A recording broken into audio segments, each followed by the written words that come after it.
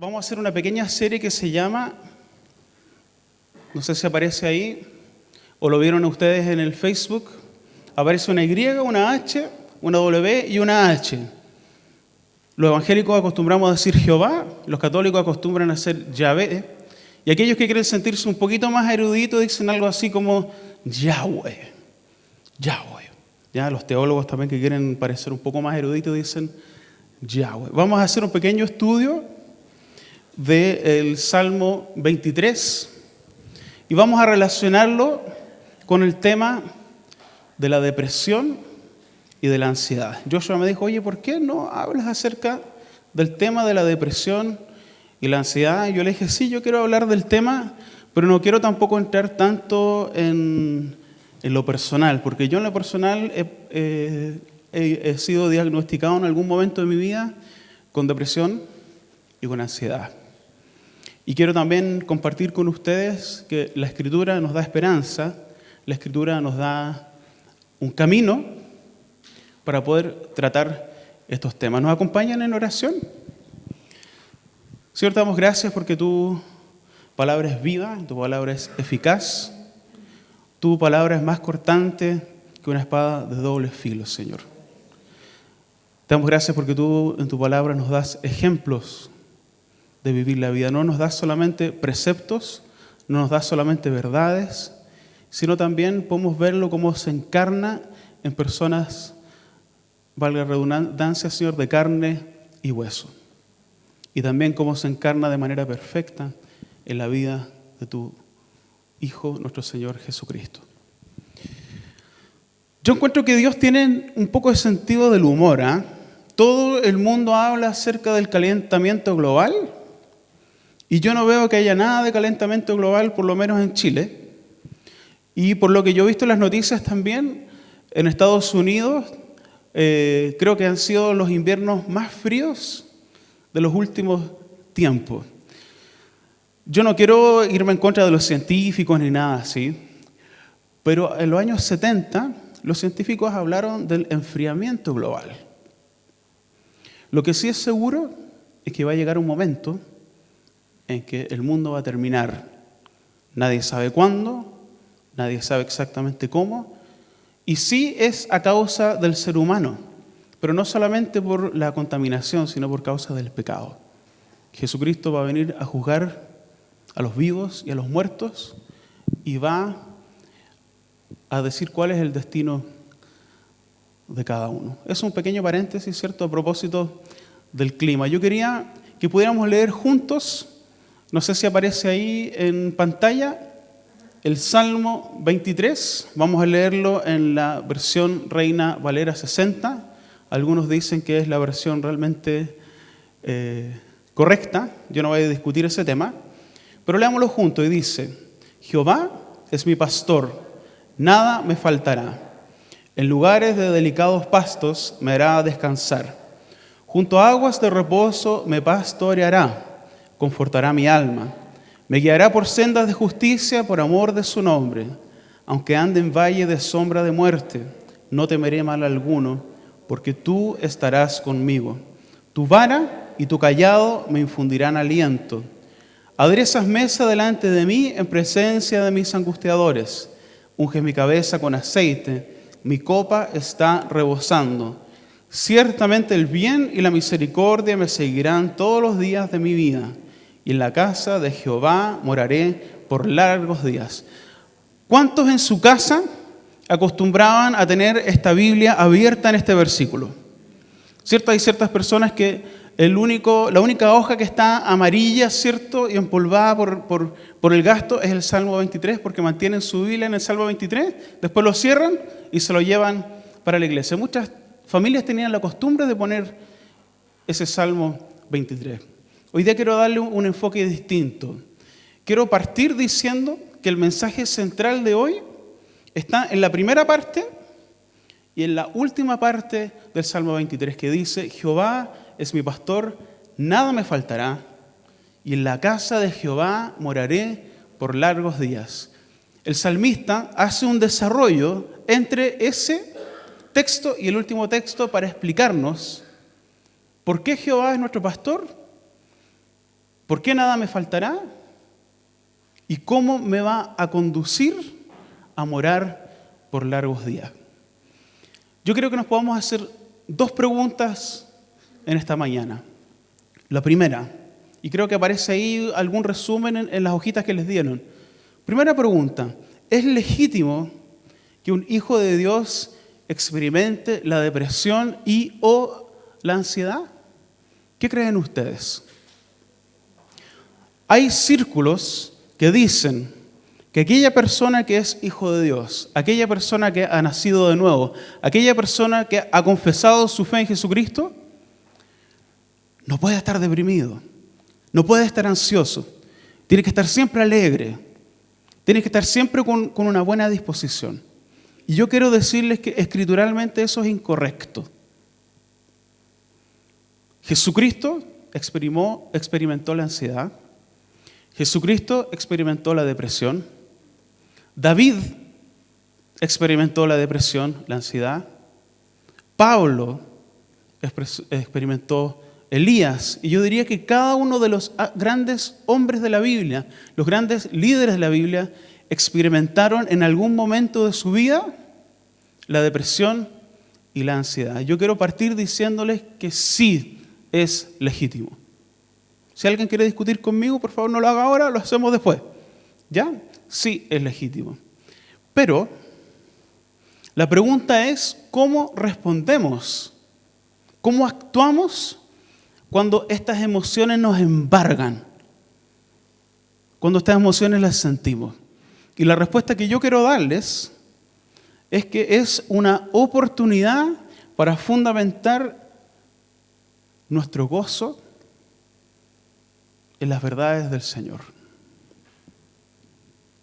Es una oportunidad para fundamentar nuestro gozo en las verdades de nuestro Señor y no en las circunstancias. Los expertos dicen que hay varias emociones básicas, ¿cierto? Dicen que una emoción, por ejemplo, es la sorpresa. Otra emoción es la alegría. Otra emoción es la tristeza. Otra emoción es la ira. Y otra emoción es el miedo. Y una serie de otras emociones, algunos psicólogos discuten que esta sí y que esta no. Pero la cosa es que los seres humanos somos seres que experimentamos distintas emociones. Durante el día nos podemos enojar, después nos podemos alegrar, nos podemos sorprender, podemos sentir miedo, podemos sentir una variedad de emociones. Pero la pregunta es, o lo que quiero discutir hoy, es que esto no se vaya enquistando en nuestras vidas de tal modo que se transforma en una manera de ser. ¿Se fijan que hay personas que andan por la vida con una expresión de enojo? Que se nota que el enojo está enquistado en su vida. Otras personas que andan por la vida tristes, dando lástima. Hay otras personas que andan llenos de ansiedad, que tú puedes ver ansiedad en sus ojos, puedes ver ansiedad en la manera en que se mueven, en la manera en que actúan, están siempre pensando que va a pasar lo peor. Y hay otro tipo de persona, que es un animal evangélico, que siempre está contento. Yo digo que tienen como alegría crónica.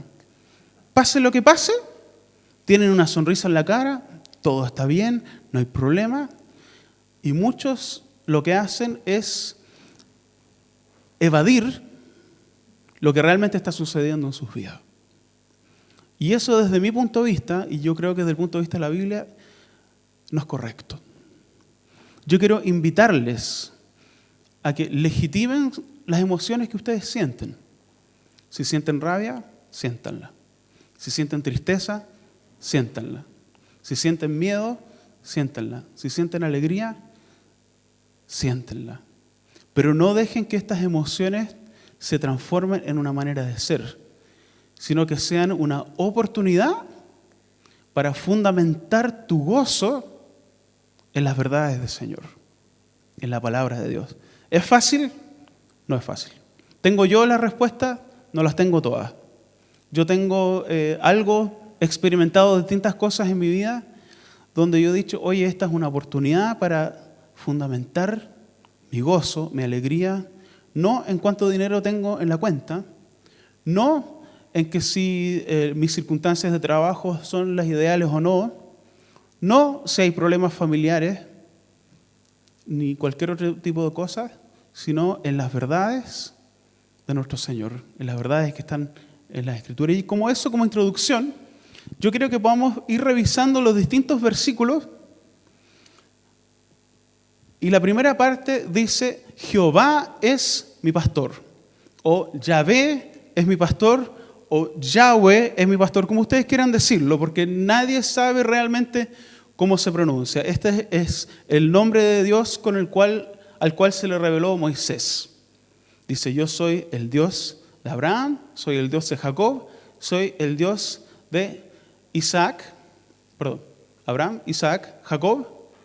Y Moisés le dijo, bueno, ¿y con qué nombre me voy a presentar ante el faraón? Este nombre. Moisés seguramente lo escuchó clarito, ¿ya? Pero lo importante es que Dios, el que mandó a su Hijo Jesucristo, el Dios de Abraham, el Dios de Isaac, el Dios de Jacob y el Dios de todas las personas que leemos en la Escritura, David dice, es mi pastor.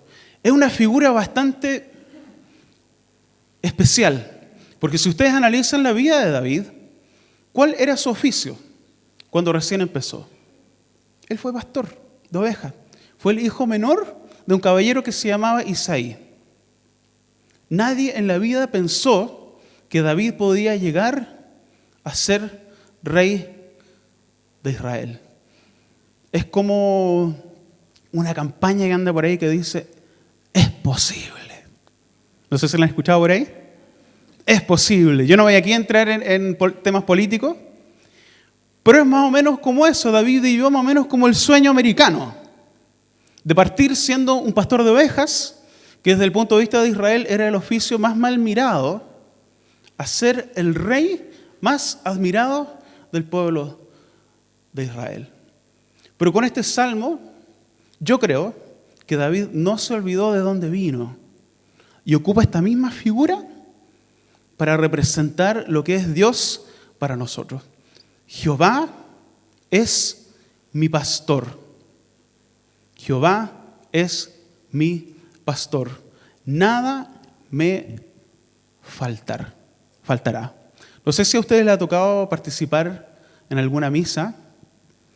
Y hay una canción que dice, ¿cierto? No sé si dice, el Señor es mi pastor, nada me ha de faltar. Algunos dicen que esa sería la mejor traducción, porque me faltará, pareciera que estuviera hablando del futuro. Lo que está diciendo David es que Jehová es mi pastor, nada me ha faltado, nada me falta hoy y nada me llegará a faltar. ¿Por qué? Porque lo he experimentado en el pasado, lo estoy experimentando hoy y de seguro lo voy a seguir experimentando. Aquí hay una doble figura, una figura de autoridad. Jehová, ese nombre que los expertos judíos no permitían que uno pronunciara, porque era santo. Es mi pastor. Es como decir, disculpando la analogía que no es la más correcta, es como decir, el presidente de la República es mi papá. La máxima autoridad del mundo es mi pastor. Es una persona que gobierna el mundo, que no se mueve nada sin que él diga sí o sin que diga no. Él es mi pastor. Está preocupado de mí. Le interesa lo que me pasa. Le interesa qué es el peligro que pueda haber en mi vida. Hay una doble lectura de autoridad y de ternura. Es el presidente, ¿cierto? El que toma las decisiones difíciles. Pero también es el papá que se sienta conmigo, toma tecito, jugamos, nos reímos. Esa es la figura que yo creo que David está tratando de representar y dice, nada me faltará. La pregunta fundamental ¿es Dios, es el Señor, es Jehová, Yahvé, o como tú quieras llamarlo, realmente nuestro pastor? Esa es la pregunta. Con Vane vimos en el Facebook una historia bastante interesante. Había un violinista, seguramente aquellos que están hartos en Facebook más o menos saben la historia. Había un violinista que se paró a tocar, creo que en el metro. Y tocaba, ¿cierto? Tenía su monedero ahí, ¿cierto? Para que la gente pudiera pasar y dar sus monedas. Y tocaba, de repente se detuvo un niño interesado en lo que estaba tocando, pero la mamá estaba apurada, ¿cierto? Porque tenía que tomar el metro. Y después otro caballero se sentó un rato, ¡uy, qué bonito! Ahora tengo que ir al trabajo. ¿Y saben quién era ese violinista? No me acuerdo del nombre, porque no estoy muy metido en el mundo de la música clásica, pero al parecer era uno de los violinistas más importantes del mundo. El más aplaudido en las salas de conciertos. Y era un experimento que se hizo para ver si las personas son capaces de percibir la belleza de la música en un contexto diferente. Y esa es la invitación que yo quiero darles. Nosotros de repente levantamos nuestras manos, aplaudimos al Señor, alabamos al Señor un día domingo, tal como aplauden ese violinista en una sala de concierto, pero ¿y en el día a día, en lo cotidiano, en el trabajo, en la pega? ¿Somos capaces de percibir la melodía que Dios está pidiendo que nosotros podamos seguir? ¿Es Dios realmente nuestro pastor? ¿Es realmente Él el que nos guía a tomar las decisiones diarias? ¿En qué gasto mi plata? ¿En qué no gasto mi plata? ¿Cómo le respondo a mi jefe? Si soy jefe, ¿cómo le respondo a mis empleados? ¿Cómo trato al que me está estacionando el auto? ¿Cómo trato a aquella persona que me trato con agresión? Etcétera, etcétera, etcétera, etcétera, etcétera. ¿A dónde recurrimos para guía en nuestra vida y para afecto? ¿A quién o a qué recurrimos para guía en nuestra vida y para afecto?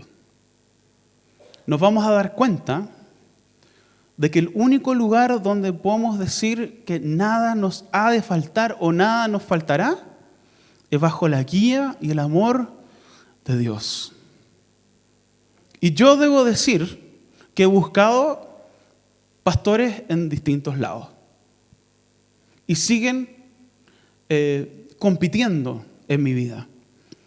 Y me atrevo a decir que también en sus vidas hay distintos pastores que están compitiendo por quién va a guiar su vida y quién les va a dar realmente el afecto que ustedes necesitan. Pero la invitación que hace David, la invitación que hace la Escritura, es que Jehová sea nuestro pastor. Y es bonita la figura de la oveja, porque las ovejas por naturaleza son porfiadas. Y nosotros somos porfiados. Y necesitamos de un buen pastor que nos guíe y que nos mueva.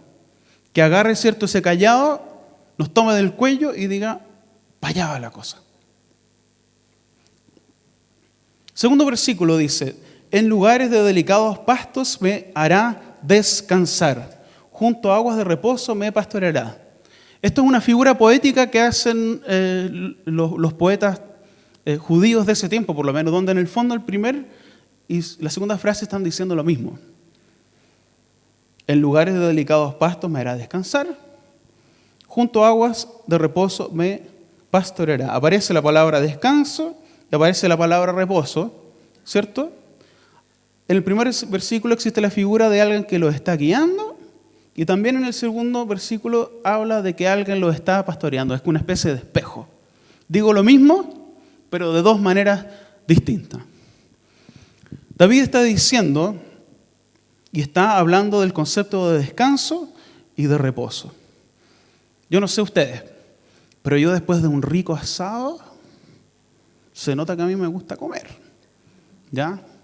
No lo escondo. Pero después de un rico asado, conversado, ¿cierto? Reído, a lo mejor en un 18, en un año nuevo, en un momento de alegría, a mí se me empiezan a cerrar los ojitos solos y me dan ganas de tomar una siestecita. En mi casa saben que después de almuerzo como algo rico, ¿cierto? Y mis hijos saben que tengo que tomarme la siestecita y después de la siestecita podemos jugar, podemos salir, podemos hacer lo que sea. Bueno, esta es la figura que Dios tiene.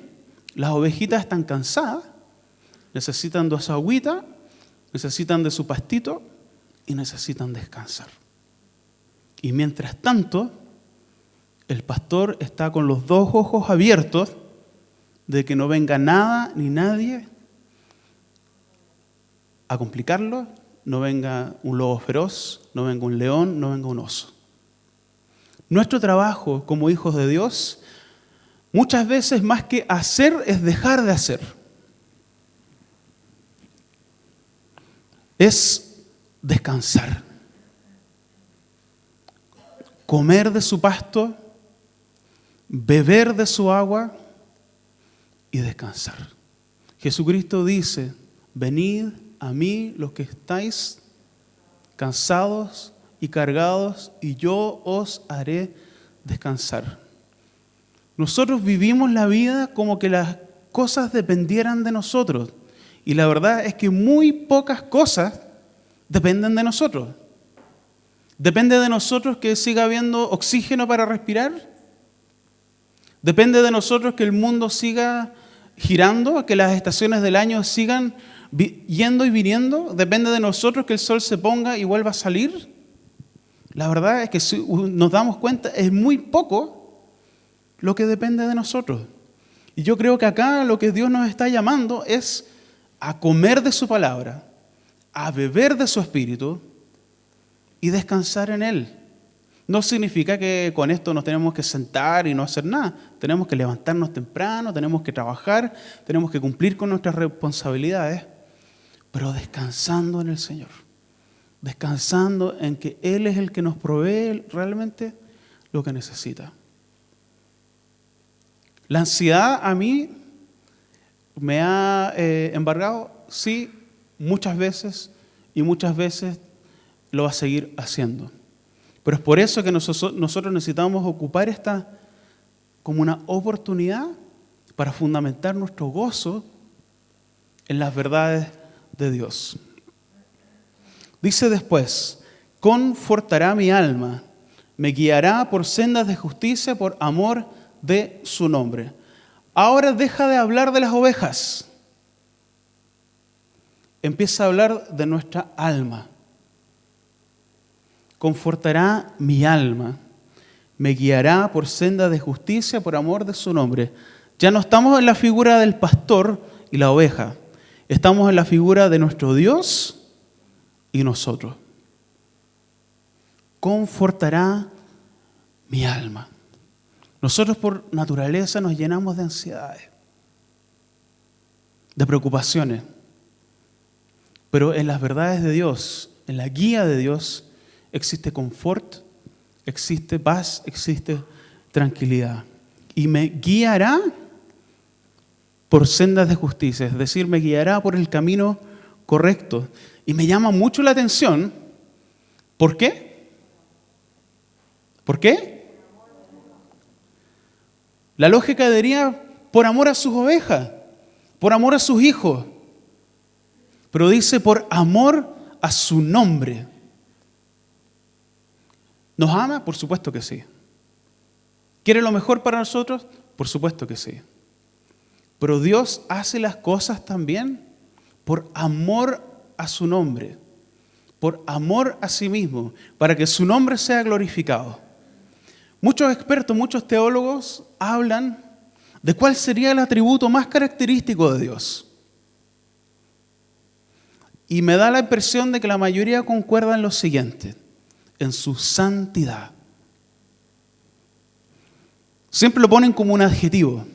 Dios es todopoderoso y santo. Dios es omnipotente o es omnipresente, omnisciente y santo. ¿Qué significa santo? Significa completamente distinto, separado, único en su especie. Existimos varios en la especie humana. Existen varias especies dentro del reino animal, el reino del vegetal, pero dentro de la especie Dios existe uno solo. Y que nadie te engañe. Uno solo en tres personas, pero uno solo. A eso se refiere con santidad. Él es santo, es completamente distinto. Y Él hace las cosas por amor a nosotros, por supuesto que sí. Pero también para que su santidad y su deidad y su gloria y su autoridad quede clarito. Si nosotros vamos por el camino correcto y actuamos correctamente, ¿quién se glorifica? Dios. Y después Él comparte su gloria con nosotros. Pero si buscamos nosotros nuestra propia gloria, el nombre de Dios queda vituperado y nosotros quedamos como vanidosos y como orgullosos, como hipócritas, como falsos. No sé si ustedes se han fijado que muchas veces las personas con más autoridad son las personas más calladitas. De repente uno ve en personas como que se van codeando así para que la gente se note en ellos, empiezan a hablar de lo que saben, de lo que no saben, ¿cierto? Son los que hablan más fuerte. Pero de repente se produce un silencio y esta persona dice una o dos palabras y todos, oh, no lo había visto de esa manera. Realmente tienes razón. ¿Han conocido gente así o no? Que realmente dice, no, esta persona realmente sabe lo que hace. Dios es así. Dios no siempre anda alardeando de lo que es y de lo que no es, sino que es necesario que el ser humano se dé cuenta de quién es y ahí su gloria, su santidad se va a reflejar con mayor propiedad. Y al final de los tiempos, sí o sí, va a suceder. Dios espera a que todo el mundo calle, a que todo el mundo se silencie, a que todos los reyes caigan, todos los reinos caigan, y nos demos cuenta quién es realmente el Rey de Reyes y quién es el Señor de Señores. Después dice, aunque ande en valle de sombra de muerte. Aquí David está hablando de circunstancias muy concretas, donde desde la perspectiva humana hay un peligro que es inminente. ¿Qué peligro tienen las ovejas? De que venga un ladrón y se los lleve, de que venga un oso, de que venga un león, de que el clima no sea el apropiado para que él pueda sobrevivir, de que puedan pasar muchos días sin que haya alimento, sin que haya agua. Hay valle de sombra de muerte. Vamos a tener valles de sombra de muerte. Va a haber enfermedad en nuestra familia, va a haber escasez, van a haber circunstancias emocionalmente muy difíciles. Pero dice acá, no temeré mal alguno porque tú estarás conmigo. Yo quiero decirles, y sin ninguna vergüenza, yo el año antepasado, fines del año antepasado y el verano del año 2011 y durante todo este año me recuperé de una depresión clínica. Estuve con depresión, estuve con ansiedad. Es cosa de que usted le pregunten a mi psiquiatra y a mi psicólogo cuál era mi diagnóstico. Hay valles de sombra de muerte. Si tú estás luchando con la depresión, con la tristeza, con la ansiedad extrema, incluso hasta el punto donde pareciera que la muerte fuera un alivio, yo también lo he experimentado. Y creo que muchos de ustedes lo han experimentado quizás en secreto. Pero ¿qué es lo que me pasó a mí? Me di cuenta en un momento de mi enfermedad de que mis hijos me necesitaban, de que mi familia me necesitaba. Me di cuenta de que tenía amigos que me acompañaron, que me aman. que mi esposa me ama, mis padres me aman. Me di cuenta de que no estaba solo. Si hay algo terrible de estos tiempos, es que hay mucha gente que se siente sola.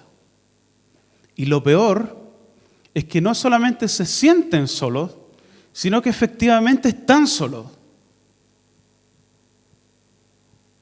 Gracias a Dios me di cuenta de que Él es mi pastor, pero Él expresó su compañía a través de personas. El Señor me permitió poder ir a un psiquiatra, poder ir a un psicólogo sin pagar un peso. Me permitió poder comprar medicamentos carísimos sin pagar un peso. Puso en mi camino personas que me amaban, que oraron por mí, que me acompañaron. Y si tú estás experimentando tristeza o depresión, lo importante es que tú sepas que no estás solo. No estás solo. Si estás experimentando ansiedad extrema, si estás experimentando tristeza extrema, no estás solo. Si nosotros vemos a una hermana o vemos a un hermano abrumado, triste, ansioso, deprimido, lo peor que podemos hacer es darle pildoritas. Decir, oh, no, tienes que orar más. Oh, tienes que leer más la Biblia. No, tienes que ir más a la iglesia. ¿Qué es lo que eso hace una persona que está realmente deprimida? Lo hace sentir más culpable y peor. Lo hace sentir más solo. Lo que necesita una persona que está pasando por ansiedad, por depresión, por tristeza crónica, es saber de que no está solo. Si tú tienes un familiar, si tú tienes un amigo, si tú tienes a alguien en tu círculo cercano que lo está pasando mal, es tu responsabilidad acompañarlo. Quizás él o ella no tenga nadie más que tú. Te invito a que lo hagas. Y cuando tú estés solo, cuando tú estés triste, acude a Dios, acude a su palabra, ora, ven a la iglesia, pero acércate a un hermano y a una hermana al cual tú te puedas expresar tal cual como eres, con tus incertidumbres, con tus dudas, con tus miedos, con tus tristezas. Que no te vaya a juzgar, no vaya a pensar más ni menos de ti, sino que va a estar ahí contigo. Jesucristo lo llamaron amigo de pecadores. Amigo de pecadores. Hay personas que están viviendo depresión, que están viviendo ansiedad, que están viviendo momentos complicados de su vida por su propio pecado. Es cierto. Otros están siendo esclavos de sus circunstancias. ¿Es nuestro deber juzgarlos? Es nuestro deber amarlos, acompañarlos, escucharlos. Porque te va a tocar en algún momento, seguro, vivir lo mismo. Y vas a necesitar de su compañía y no de su juicio. Vas a necesitar de su amor y no que te deje solo.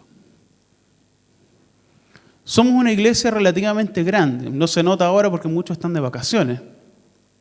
No podemos todos hacernos cargos de todos. Pero sí de nuestra familia, sí de nuestros amigos más cercanos, sí de nuestros compañeros de trabajo. Tenemos hartas personas en las cuales tenemos influencia. No temeré mal alguno, porque tú estarás conmigo. Tu vara y tu cayado me infundirán aliento. Yo no sé si es el mismo objeto. No sé si es una vara y un cayado, o si es una vara que también es un cayado, no sé. Pero es un objeto concreto. Tal como la vara representa al pastor de ovejas, es lo que es el cetro y la corona para un rey. Es algo concreto, es un objeto. Yo quiero invitarte, si tú has pasado por momentos complicados en tu vida, que guardes objetos, fotografías, cartas, documentos que te recuerden dónde estabas y dónde estás hoy.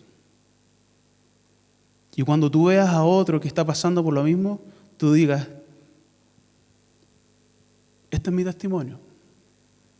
Mira, aquí está el certificado del médico. Aquí hay una foto de cómo estaba yo antes. Aquí tengo un registro de mi diario de vida. No sé, cada uno tiene distintas maneras de poder expresarlo. Pero es muy importante tener registros, objetos concretos. Los profesores sabemos muy bien que necesitamos cosas concretas que nos ayuden.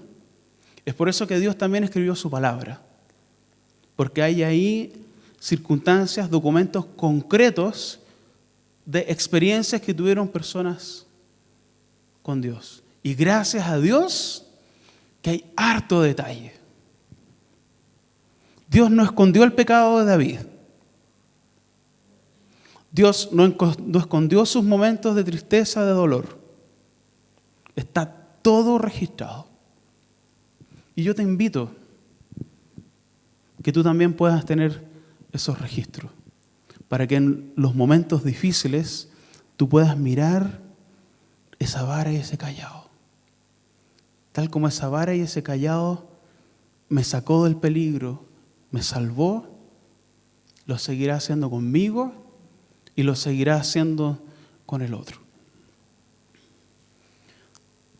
No es posible conocer verdaderamente a nuestro Señor como pastor sin haber pasado por el valle de sombras de muerte. Si no es solamente conceptual. No podemos experimentar verdaderamente al buen pastor sin haber pasado por el valle de muerte. La pregunta es, no es si vamos a pasar o no por este valle de sombra de muerte, lo vamos a pasar. Van a haber momentos en nuestra vida difíciles. La pregunta es, ¿lo vas a pasar junto con el Señor y su iglesia o lo vas a pasar solo? Oremos. Señor, te damos gracias por tu palabra. Gracias, Señor, porque es clara, concreta, útil para nuestras vidas, Señor. Ayúdanos a vivir la vida con intensidad. Si estamos tristes, vivir la tristeza, Señor. Si estamos enojados, vivir la ira. Si estamos con ansiedad, vivir la ansiedad. Si hay momentos de alegría, sentirnos alegres. Pero, Señor, que podamos arraigar nuestro gozo, Señor, nuestro verdadero deleite en tus verdades, en tu palabra, Señor. Gracias, Señor, te damos porque tú eres bueno, tú eres todopoderoso. Y te ruego, si hay alguien que lo está pasando mal en este momento, que pueda recurrir a ti, que pueda recurrir a algún hermano. A veces no queremos hablar. Hacemos justamente lo contrario de aquello que nos hace bien. Pero te ruego, Señor, si alguien lo está pasando mal, o si hay alguien dentro de nuestro círculo que lo está pasando mal, que podamos expresar tu pastoreo, tus pastorados, Señor, a través de lo que nosotros digamos, a través de lo que hagamos, Señor. Gracias te damos en el nombre de nuestro Señor Jesucristo.